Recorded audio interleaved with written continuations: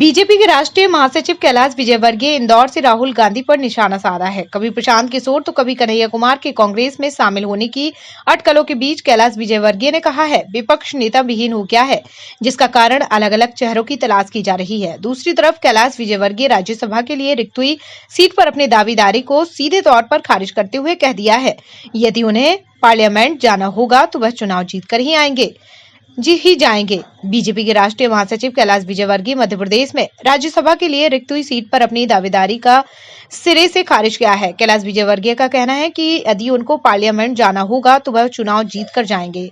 दूसरी तरफ कैलाश विजयवर्गीय ने राहुल गांधी पर निशाना साधते हुए कहा है, उन्हें कोई गंभीरता से नहीं लेता। कन्हैया कुमार जैसे नेताओं के कांग्रेस में शामिल होने जैसी अटकलों पर तंज कसते हुए कैलाश विजयवर्गीय ने कहा है, जब विपक्ष नेता विहीन हो जाता है तब इसी तरह नए चेहरे ढूंढे जाते हैं। कैलाश विजयवर्गीय ने यह भी कहा है, बीजेपी द्वारा राज्यों में किए जा रहे नेतृत्व परिवर्तन पार्टी के भीतर हमेशा से चली आ रही परंपरा के मुताबिक ही है।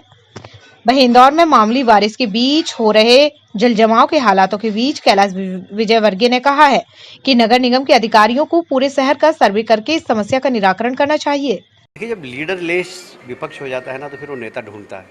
तो उनको कहीं नेतृत्व कन्हैया कुमार में दिखता है, कहीं पर प्रशांत किशोर में दिखता है, कहीं शरद पवार में दिखता है। तो अलग अलग जगह नेता दिखते हैं। इसलिए विपक्ष अभी बहुत ही खराब स्थिति में है और कांग्रेस के नेतृत्व नहीं होने से